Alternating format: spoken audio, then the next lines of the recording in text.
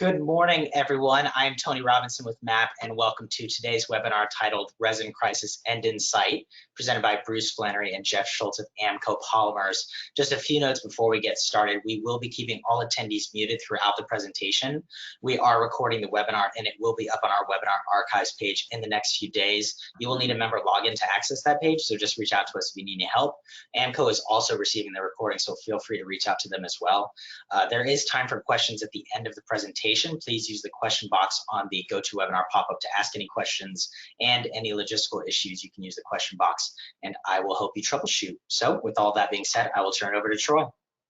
Hey, Tony, thanks a lot. I appreciate everybody gathering today for this critical overview on what's going on with the supply chain. I cannot believe now, Bruce and Jeff, it's been, I think, well over 3 months since we had you on last. And I said before, we very much appreciate you guys taking the time to do this. We know that it's an incredible workload for you to take time out of what you're normally your day jobs, if you will, to do this. So thank you very much to AMCO and to bringing your expertise in front of all of our members. Before I get started, you know, we did a pulse report. This is our Q3 pulse report. And this morning I was just kind of going through the report, looking for some opportunities to share with you. And it's interesting because one of the areas, we had about 150 different executives that filled out this report.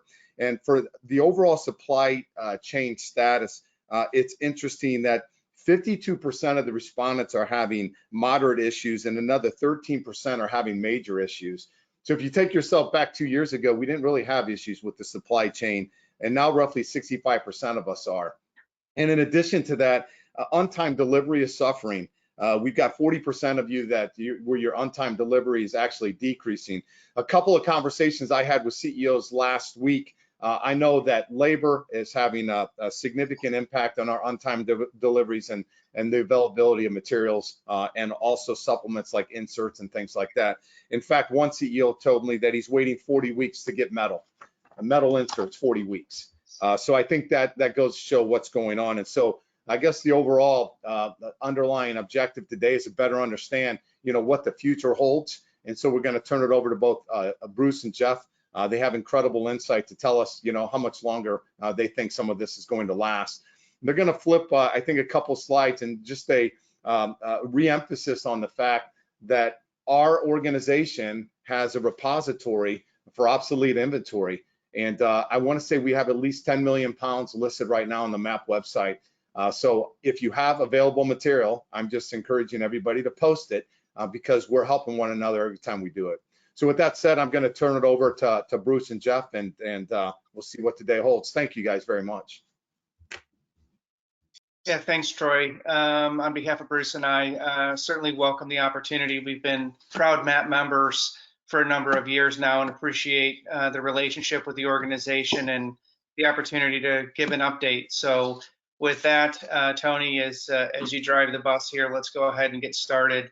The next slide is just a quick legal disclaimer. We're certainly going to give our best read on the market as it stands today, as well as a forecast for the future. But our attorneys wanted to make sure we had an appropriate disclaimer out there first. Next. This is the third time we've had the opportunity to be in front of you, but we'll go ahead and do quick introductions first. I'm Jeff Schultz. I'm the product director for engineering resins for AMCO Polymers, a division of Ravago. I've been with AMCO now for 8 years and have spent my entire career in plastics distribution. Bruce? I'm Bruce Flannery. I'm the product director for commodities for AMCO Polymers. I've been with AMCO also for 8 years and been in the industry for 40. So a little bit of experience there, always in commodity side. So anyway, glad to be here again. Thanks. Okay, a little bit of, as we've done in the past, a little bit of a commercial around AMCO and Ravago, and then we'll get into the meat of the discussion. This is what we want our customers and our suppliers to think of AMCO, that we're a fast, flexible company with an entrepreneurial attitude backed by the largest plastics distribution company in the world. A little bit about our parent company, the Ravago Group. So you can see here we've got, as an overall company, over 6,000 employees. We're a worldwide organization with operations in over 57 countries. We have 1,500 suppliers, of which we determine to be 50 strategic, and the largest portfolio of thermoplastic products in the world. A little bit about AMCO. Our organization now is well over 90, now approaching over 100 people in the business, 42 commercial salespeople, and our sellers tend to have quite a bit of experience with an average of over 20 years. We have 12 technical engineers that focus on application and new product development. Our suppliers are contractual relationships, and we do have the largest logistics infrastructure in the plastics distribution space. Bruce? Okay, everybody, a quick overview of the agenda. We're going to go to root cause. We're going to talk about the state of the resin market, effects on commodity resins, also the effects on the engineering resins. We'll be drilling down a little bit there into different resin groups and actionable steps that you can do. Again, a big piece of this is probably going to be relevant to the logistics side, and we'll be talking quite in depth about that, both overall and general, and also drilling down how it's affecting each grade. Next slide. So we came up with this one. I'm not sure how else to say it, but it feels like a hangover. I mean, been a year and a half now since COVID hit. The Uri freeze just was the icing on the cake, and kind of the hangover continues. We'll kind of talk through that. We go to the next slide. So here's the root cause of where we are in this crisis. Of course, it's all started really with COVID-19. We saw suppliers destock based on the unknown over a year ago now. And then the demand surge, especially in North America, began in June of last year. We had one of the worst hurricane seasons on record, ran out of hurricane names last year. And then the world demand just continued to surge. And just as we kind of thought we were catching up and balancing, we had the Uri freeze in Louisiana and Texas in February of 2021, and we are still digging out of that. On top of that, I'm going to call what we call North American demands at all-time highs. Some people might want to call it hyper demand. And we now is basically causing a logistics crisis, which we'll also go into, both internationally and domestically. Next slide.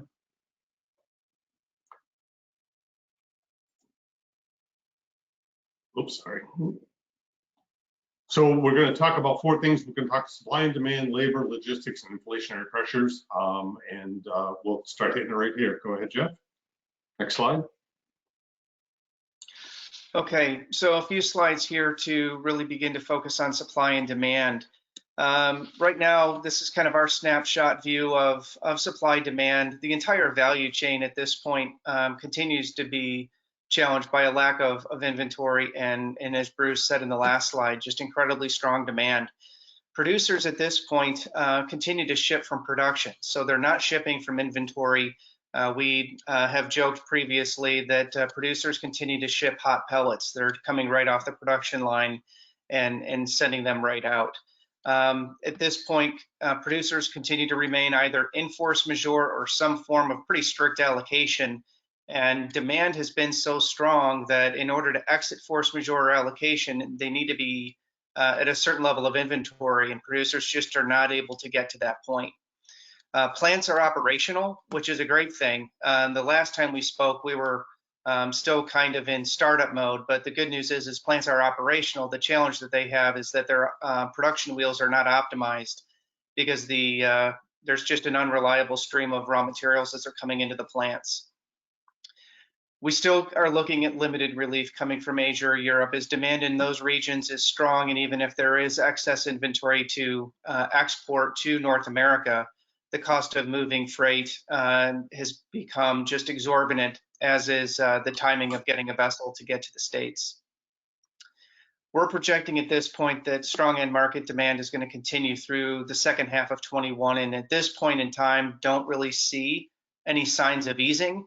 And at this point, price inflation really has yet to negatively impact demand.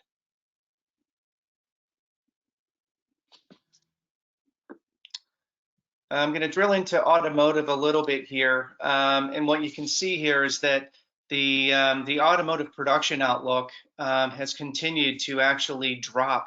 The forecast for this year, when we were looking at this slide a couple of months ago, was well north of 15 million units. It's now under 15 and projected at 14.6 million units as the industry continues to be plagued by the shortage of semiconductors.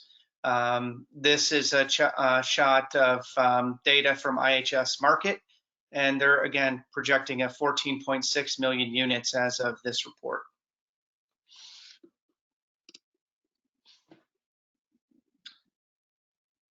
This slide here I thought was pretty interesting. Not only the graphic on the left to show the days of supply by brand, but most importantly, I think, is the days of supply in the middle where it shows 25 days. Inventory is 57%. This is new car inventory is 57% behind the same period last year, and a staggering 70% behind the same time frame in 2019. So if we look at that and we just said, okay, well, let's look at what pent-up demand is there.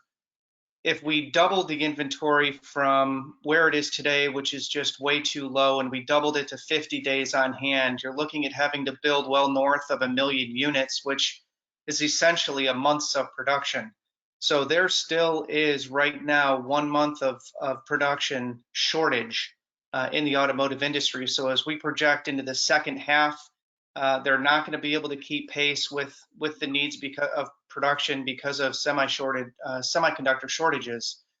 That looks into 2022 that demand for the automotive industry is going to remain very, very robust. Next.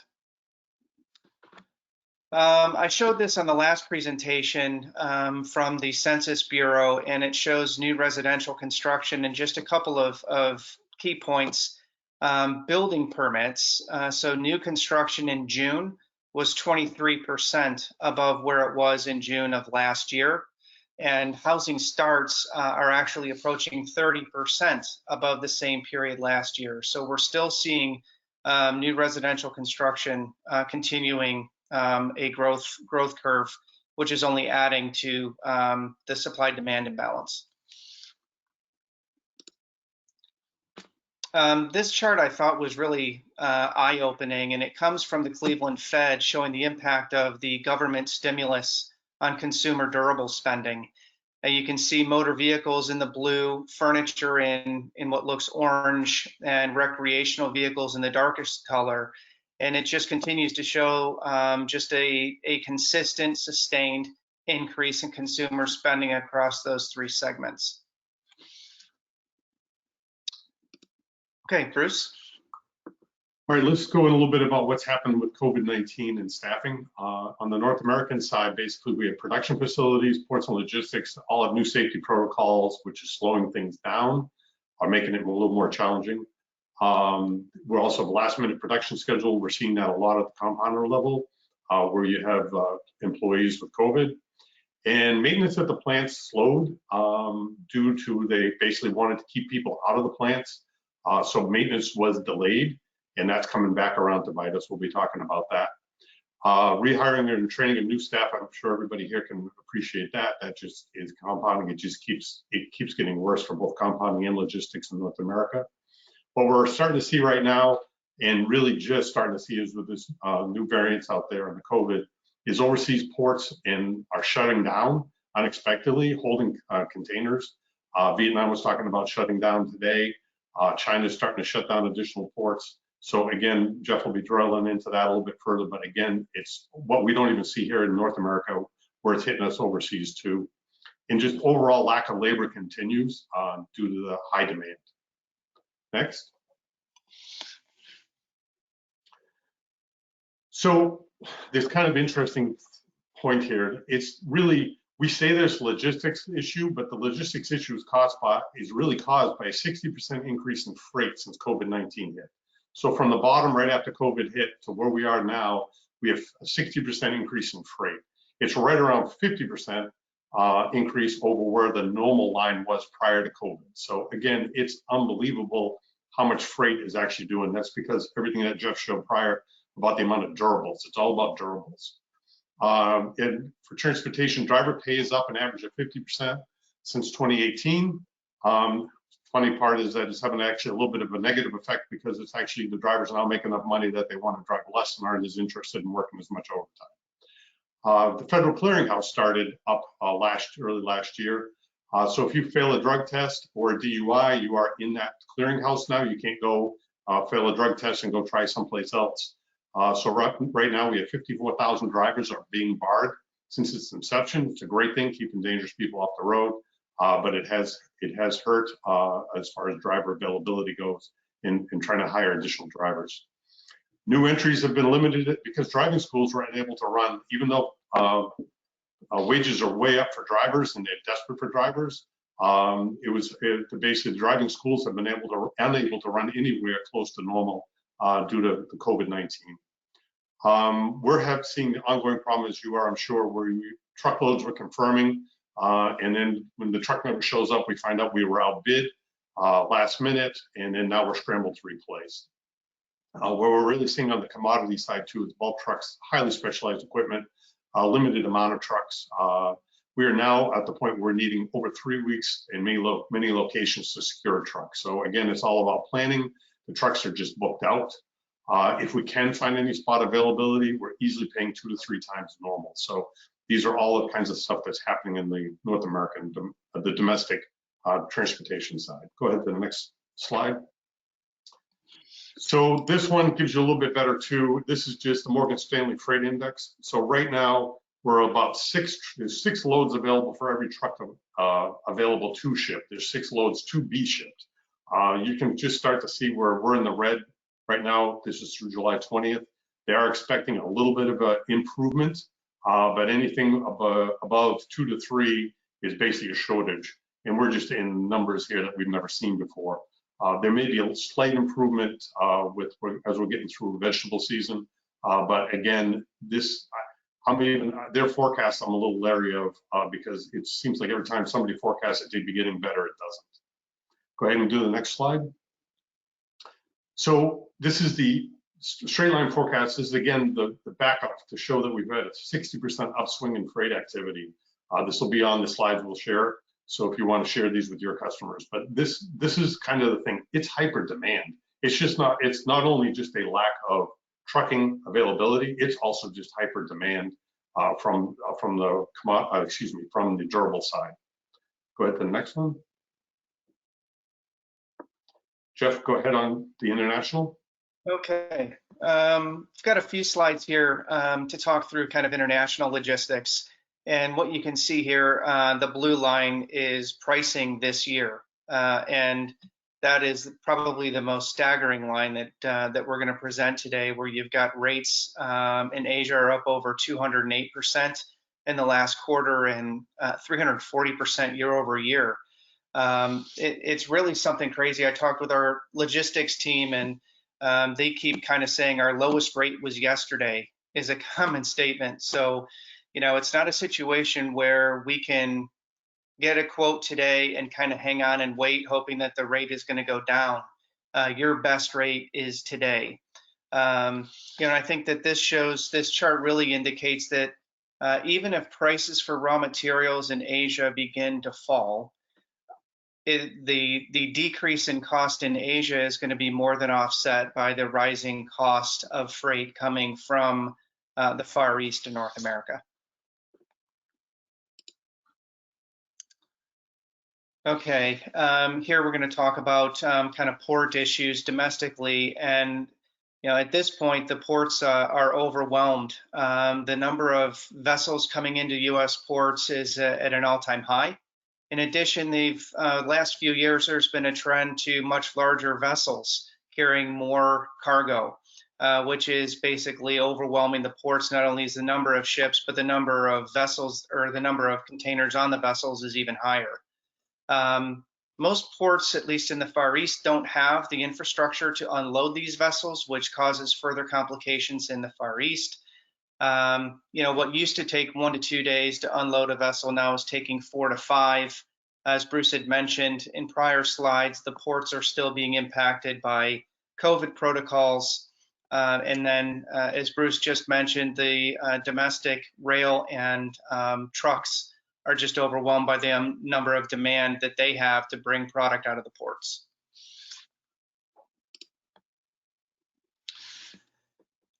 I watched a video over this past weekend as we kind of prepared for this, and it was an update from the Port of Los Angeles, and it was given in the month of July, and it was their June update, and there's some data here that I thought was really telling around kind of the status of our ports on the West Coast.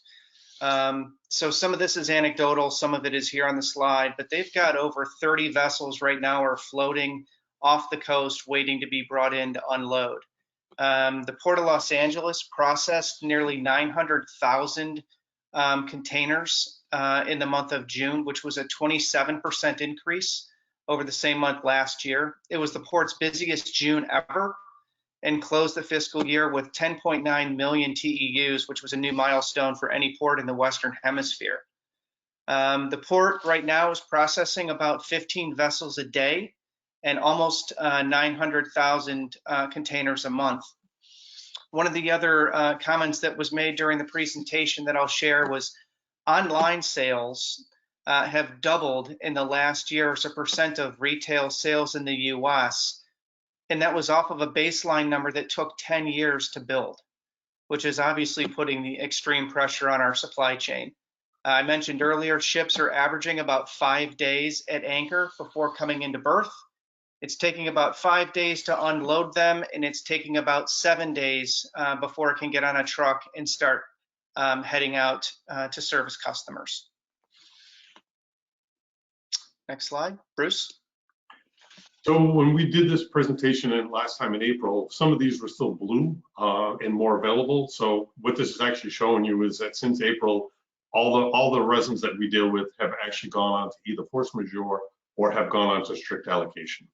Some of it is because there's just hyper demand versus that there's actually a production problem. Production's caught back up, but we just can't meet the overall demand increase. So again, this is covering all resins now. So it actually got worse as far as or they're all on red. Go ahead to the next slide. So let me speak to the effects on the commodity resins. So this is the chart on the left is where we were on February 20th. 88% of production of commodity resins was down in the US due to Uri. Only 12% was running.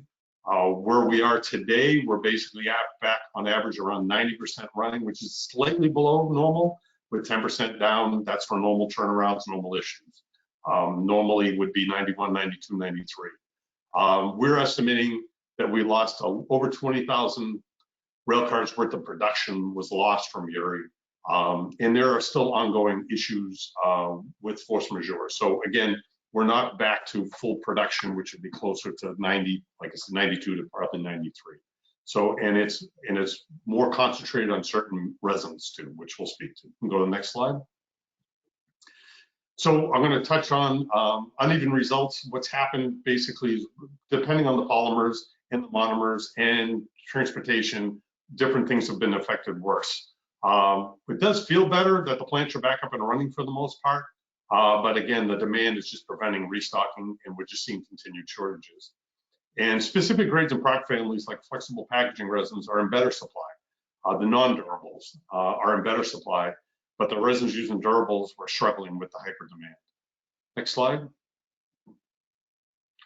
So on polyethylene, so this is kind of an interesting number. April, May, and June, those 3 months were the highest sales by pounds ever recorded for North America in a 3-month period. So again, this speaks to we came off of all the plants being shut down, and we still had the highest pound sales ever recorded. So that just tells you that the demand is unbelievable. As of July 1st, PE is running at just over 87% of capacity versus over 90% historic. So we're still below full capacity, what we would call our normal full capacity. Import availability is causing us to be like an island here. Quick number to Jeff was talking about the containers and the hyperinflation. From Asia to get material from here would have been 7 to 8 cents a pound for a full container prior to COVID, we're up hovering around 30 cents a pound now. And that's for all the Americas. So that's making import options, not only is it a timing thing, but it's also a cost. Resins used in durables are seeing the highest demand. So that really on the polyethylene side is really hitting high density polyethylene injection, and the blow molding resins are the shortest. They're the most affected. Price impact as of July 1st, domestic prices are up 11 months. So 11 months since May of last year have seen a price increase. I've never seen anything like this in my life. Forecast is demand is still outstripping supply for most PE. No inventory in the system. We could see linear low and low price change separate from high density. So I could see a situation where high density increases continue. We may see linear low and low stall, but we'll have to wait and see what happens. But at this point, we see no real reason for a price decrease. Next slide. Let me just finish up on polyethylene. One thing we do see, and it's not on the slide, I apologize, is that we do see there will be new capacity starting in the second half of 2022 that should help next year. So hopefully polyethylene will improve as we get into 2022, but it's probably more like the second half of next year. On polypropylene, we don't have that situation. We don't really have much new capacity coming on. Domestic supply is very tight, and we really, at this point, if demand stays anything like it is now, we expect that through 2022. Domestic producers are sold out short-term into the foreseeable future. The domestic plants are operational. Everybody's pretty much back up. Margins are high. I mean, they are making money. So they're highly incentivized to run full out. I know some folks are feeling like, hey, are they holding back to try to keep the price up? The margins are there. They're running and want to run wide open in order to maximize their profitability. Again, lack of import availability is causing Americans to be in effect again to polypropylene too, an island for supply. Price impact, domestic prices are up an average of 84 cents a pound since Uri. No relief in sight. It's crazy. Here's the other part too. Finished goods also can't replace domestic supply due to logistics. An example of that is BOPP film, which is polypropylene clear film. It's a real commodity. You can put full value in a container. It's very heavy. Historically, when prices for resin got too high here, you would start seeing things like BOPP film just coming in from overseas. That can't come in because of the lack of availability of containers and or the price to get it here. So again, we're seeing demand drive for domestic production just to meet domestic demand. Demand exceeding supply, price increases will continue. And we don't think domestic supply will not improve materially until probably 2023 or 2024. It's just, there's some more things that are in the planning stages, but these things just don't turn on quickly. Next slide. Polystyrene, we're really seeing just domestic supply of force majeure continue. Part of that is leftover hangover from Uri.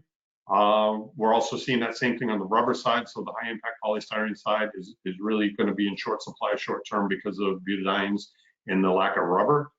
We're also seeing, again, the lack of import availability. There was a decent amount of polystyrene coming in from overseas over the last 5 to 10 years. That has really dried up. We're really seeing price impact. We started to see a correction down. Now we're looking at increases again.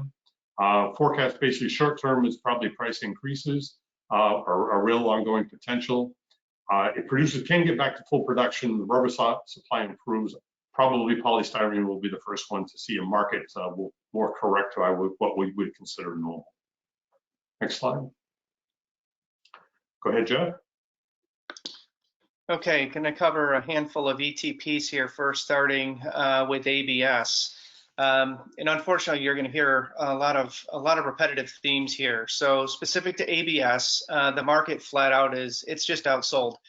There is more demand than there is supply. Producers are in force majeure. Firm allocations are expected at this point through year end. Domestic plants are running very, very well.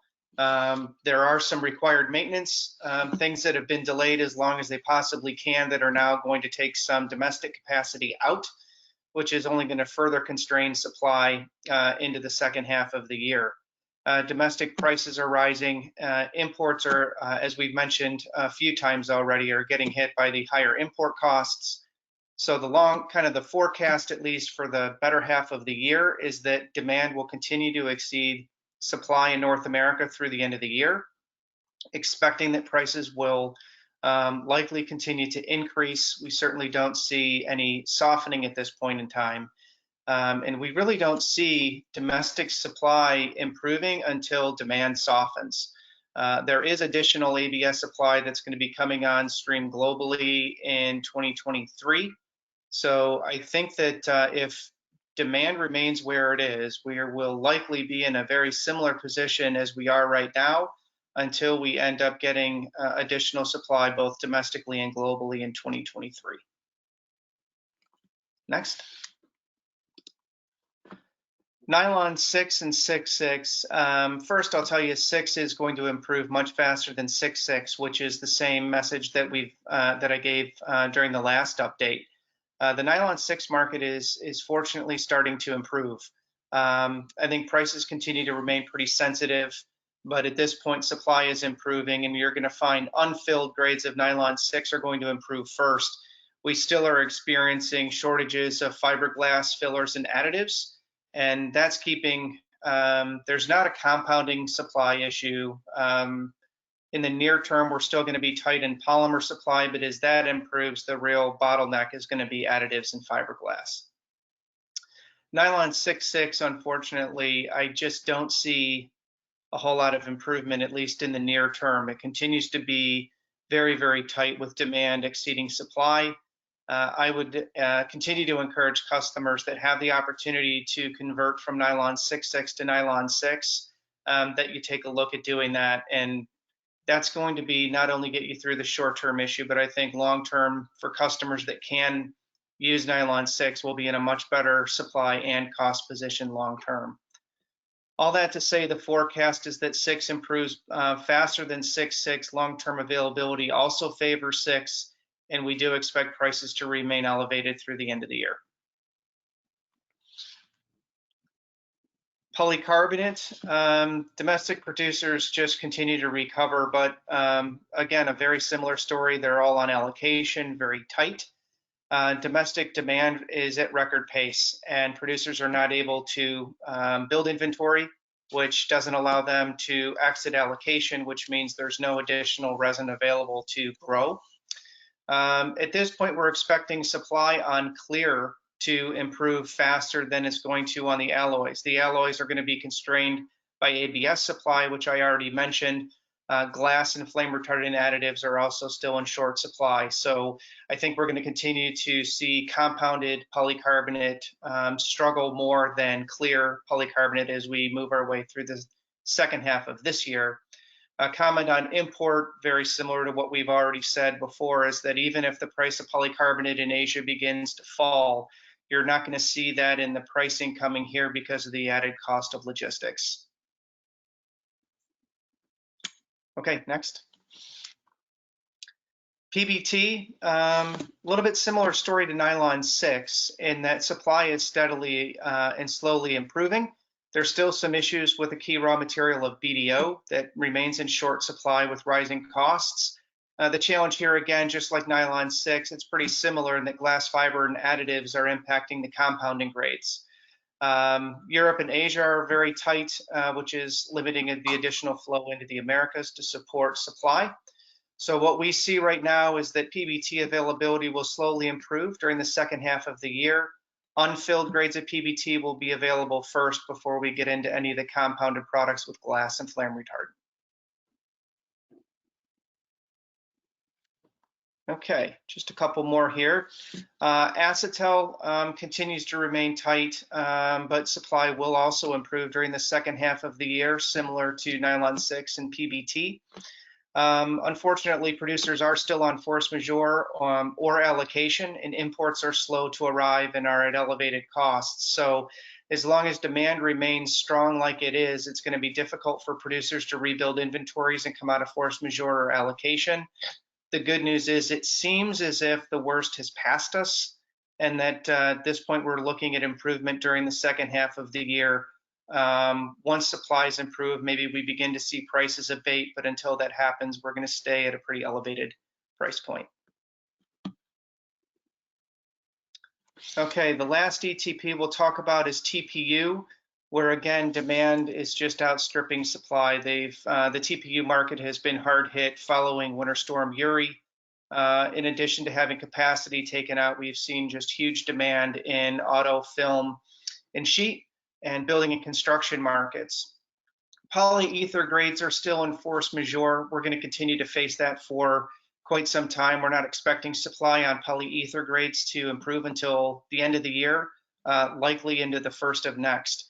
Ester grades are still on sales control. The good news, if you're an ester grade customer, supply is improving month over month and will be the first to have better supply position. Ether is going to take a little bit longer. The combination of all of this is, again, price inflation. Prices are escalating, and we're expecting these products to be in short supply with inflationary pressure through the end of the year. Bruce?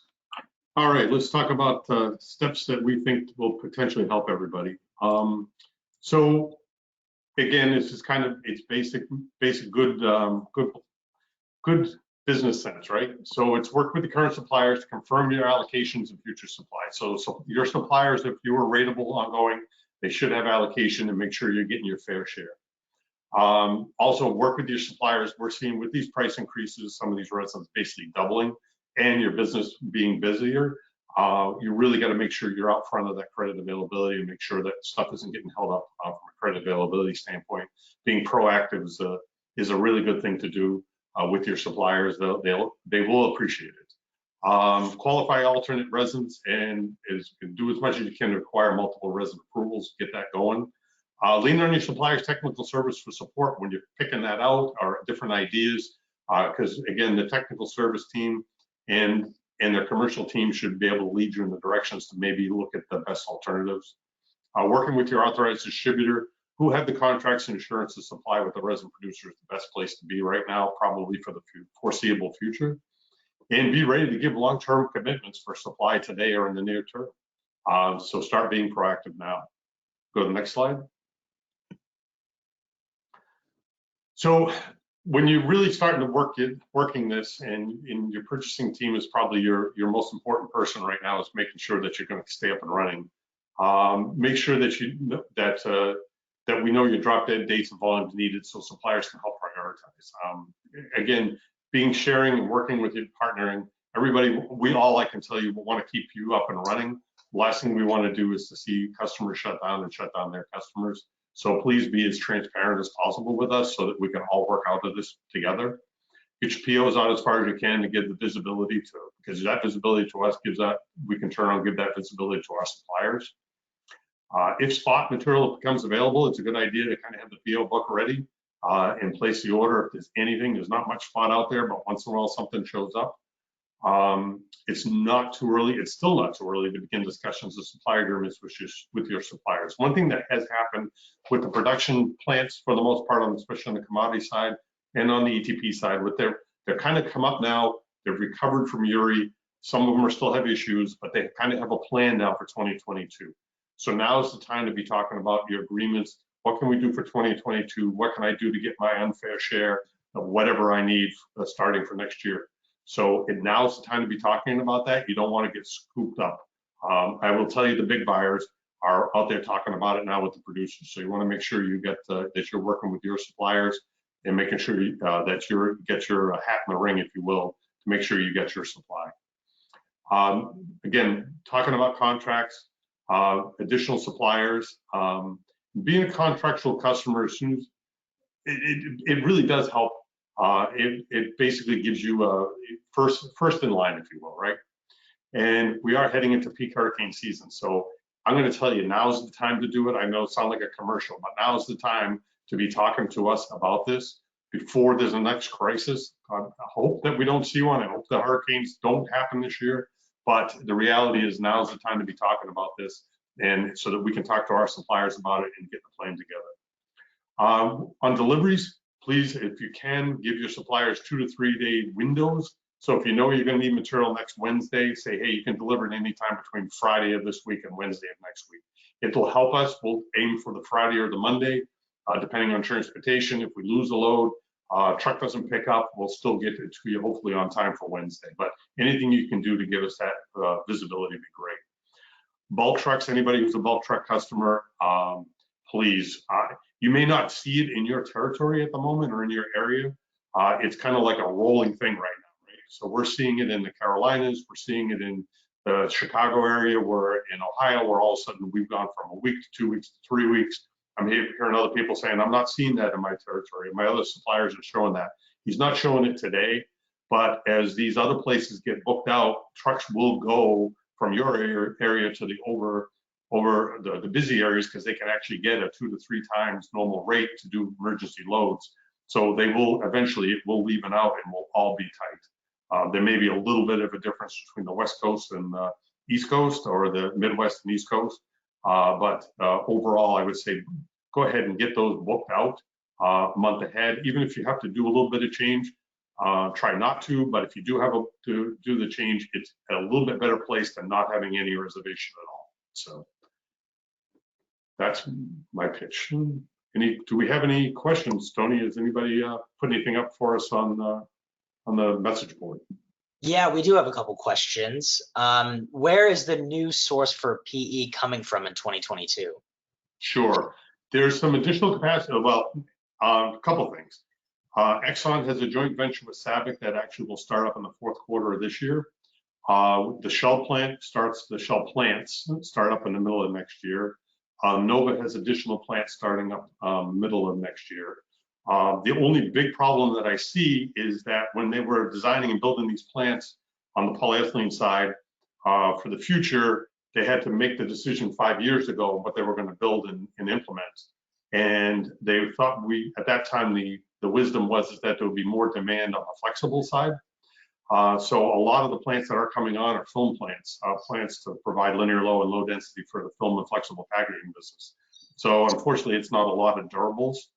We also have some ongoing, force majeure issues with suppliers. We have multiple suppliers still in force majeure. So hopefully they will be back up in the 4th quarter, if not the 3rd quarter. So that'll bring back some, there's still production down from Uri, or production that's gone down since Uri that's still down. So, but it's, you have Exxon, you have the Shell plant, you have Nova, and there's also a Borealis plant coming on in 2022 at this point. So, and again, these plants should have been up. If there hadn't been COVID, many of these plants would have been up prior to this. So they were delayed due to COVID. All right. Our next question is, based on what you know about our domestic demand, are other countries around the world seeing the same demand outstripping supply scenario? Jeff, do you want to take that, or? Sure.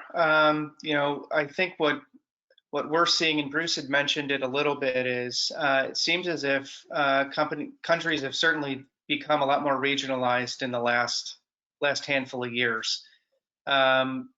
What we're seeing and reading in Asia is that Asia's demand has been very, very strong. They're feeding themselves out of their own production, which is limiting exports to North America. Europe's demand has been very strong as well. I think when you look at the global GDP numbers are just through the roof. I think I read something over the weekend that global GDP, if I'm remembering right, was north of 5. So you're looking at just strong demand in all regions. There's been some discussion lately that you're beginning to see China ease a little bit. I'm not sure that we're necessarily seeing that, but you're beginning to read that in some trade journals that maybe we're beginning to see some signs of things cooling. But even when things cool, if they cool from where they are now back down to historic rates, it's going to take some time before we actually begin to see it in our market. All right. The next question we have from an attendee: how do we as processors really know if we are getting our fair share when it comes to being on allocation?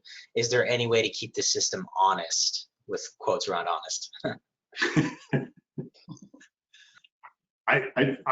From the commodity standpoint, it really is down to having that trust with your supplier if it's your distributor.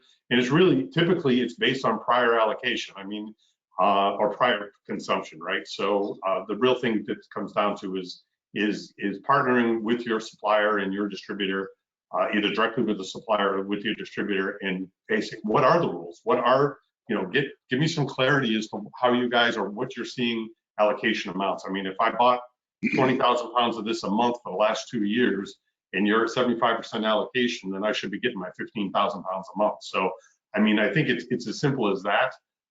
There's a lot of nuance to it, but having that open, frank discussion is the time, right? And the nice thing about a distributor versus a producer is that typically the distributor does not declare force majeure. So if you have worked with your supplier, as AMCO does, we will have inventory on hold that's your inventory. So although the supplier or producer may declare force majeure, the distributor, for the most part, typically does not. And so they can turn around and give allocation to their ongoing customers and their contractual customers a little different than they can basically walk away from their spot customers, if you will. So again, it's being kind of palms up and having that frank discussion. Jeff, I don't know if you want to add to that on the ETP side. It's very similar. I think that, we tend to obviously take care of our contract customers first, and then those customers that have consistent ongoing demand, and then we work our way down. I think the unfortunate reality is that the allocations that are coming from producers now are coming in last minute. So we're finding out, at least on the ETP side, what our allocation is going to be for, I'll pick ABS. You find out the last week of the month what you're going to get the following month. And then there is just this mad scramble of updating orders in our system so that between the distributor and the producer, everything is clean.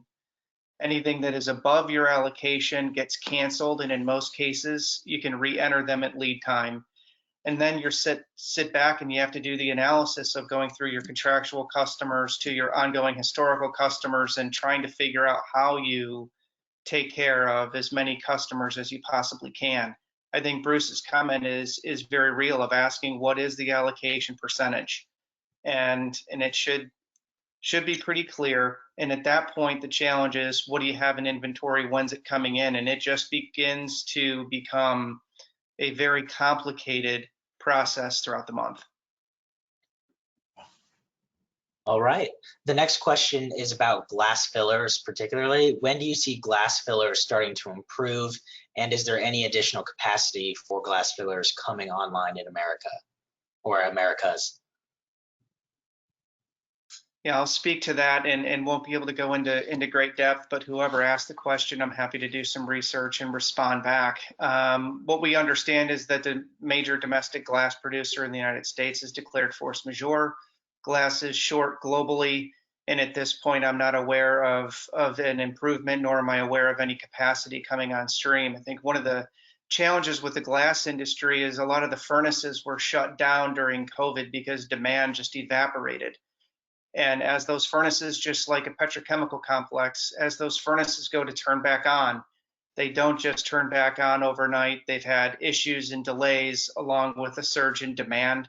And as such, the glass industry is very much like the commodity and ETP business in our industry has been since Winter Storm Uri. And just as a follow-up to that, do you guys know where most glass fillers are produced? I believe the majority of the glass is being produced in Asia. Mm-hmm. The next question is, what should we do about new projects if all materials are essentially on allocation? This is making it almost impossible to get new projects up and going. Will distributors adjust allocation accordingly? On the commodity side, I can tell you a good example of that is, again, that's when you come back to partnering with your distributor or producer and saying, can you take this business on? That's having the conversations. If you've got a new program that's going to start in 2022, having those conversations now and asking what you can and can't get. And maybe your distributor can't get you from, you picked supplier A's material, but he's got suppliers B's material, and now it's the time to get both of them qualified. So I'm not, again, we walk around and say our job at AMCO Polymers on the product side is to go get our unfair share for our customers, and we will do our best to do that. So from a distribution standpoint, we will do everything we can. There is still import options. I'm not trying to say they're the best. They're long-term. There is additional cost. but we are, being part of Ravago, I can tell you we are still bringing material in. I can order material right now. It won't be here till November, but we do have customers that have signed up for those programs in order just to know that even if there is a hurricane or there's a hurricane shutdown, that there is material on boats coming here. So it is still doable, but it's, it's not going to be, you can't turn on a dime, right? You need some planning. So it's really about planning, and I think we can help you. I think on the ETP side, that's a great question. Most producers at this point continue to have the long view, right? They know that pipelines have been stalled, and a lot of activity has been moved to just fighting to live for tomorrow. So most producers, and ourselves included, will do whatever we can to come up with sample volumes to get ready for projects that may be starting in the next 3, 6, 12 months. Our team of application development folks are ready to help and support it. But, if you're talking about getting 50 to 100 pounds of product out to help support a new application, something in the small side, I think that most distributors and producers are going to work as hard as they can to give you that small amount, because there will come a time in the near future where the growth is going to be needed, and we're going to want to make sure that that pipeline is as fertile as it can possibly be. All right, the next question is, has AMCO discussed their process on keeping customers updated on delays to material on order?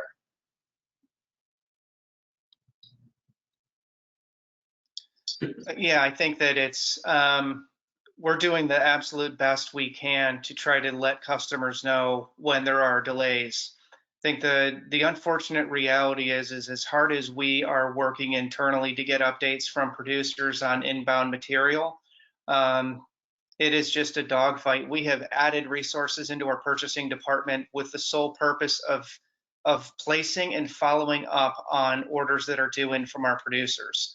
To the point that we've almost doubled our department trying to chase our way through this challenge. So we've made investments. We have people that are on our team trained and operating already. The unfortunate reality is producers don't know when they're going to be making product as much in advance as they used to. If you dial the clock back before COVID, things were pretty ratable and pretty predictable. Where we are now is anything short of that. We're getting updates from suppliers when product is supposed to be produced and shipped, and we're finding out that it's delayed, and it's happening because we're asking for the information, not necessarily because it's coming to us. And that's not because the producers are purposefully falling down. They're as overloaded as we all are. So I think that what we've noticed is that the entire supply chain, whether you're a raw material supplier, a resin producer, a distributor, a converter, it doesn't matter. I think everyone that is in the industry right now is overwhelmed and is fighting as hard as they can. The reality, though, is the flow of information is just too slow and it is too unpredictable. I'd just like to add, because I think that was really directed also at AMCO. And yet, to Jeff's point, we have basically doubled our purchasing department in the last 6 months. So, and that is to chase those orders. And I'm learning that I know from the commodity side, supplier systems aren't set up to handle the amount of requests, the amount of inquiries for us either. So the systems are overwhelmed on both sides. But AMCO has literally doubled our purchasing department, and most of that effort has been to chase down our purchase orders. All right, we have one more question. To have a supply contract with a distributor, what is the minimum volume to qualify for a contract? And is this by commodity or the combination of annual pounds? I don't think that there's necessarily a minimum. It really depends on the grade and the severity. I mean, we have supply agreements for pretty small volumes, but customers want to have a supply agreement with us in order to just have that and show it to their customers that they have a supply agreement. So I would say I don't know that there's actually a minimum. We have quite a few, again, talk with us. There's a couple ways to solve that too. If you don't want to go through the whole agreement standpoint, we can also talk about doing blanket purchase orders and other options that are still in effect contractual. So we have a couple different ways to skin that cat, as they say. So and we're ready to talk about that. And it does, I will tell you that, stepping up to give us orders ahead of time and to work with us on a supply agreement, sure, it puts you in a better position for a long-term supply, that's for sure. Now's the time to be talking about it. Thank you for the question. All right, before I wrap this up, Troy, do you have anything to add? Yeah, I would just like to, one of the things I wrote down on this post-it note right here is it takes a village. In 1994, when we were laying the foundation for the MAPP organization, was this concept of everybody coming together, fighting together to solve common challenges. And Bruce and Jeff, it takes a village. And if we were in a conference room right now with you presenting, I would have to assume that you guys would get a standing ovation. So thank you. Thank you very much. Thank you to AMCO, because this is key for us all. So with that being said, of it taking a village, I encourage everybody, if you have obsolete material sitting around, load it to the MAPP website, because that 50 or 100 pounds could save somebody. And I'd also encourage you, we're getting some feedback. We're sending a lot of emails out for people that need help. That's our job.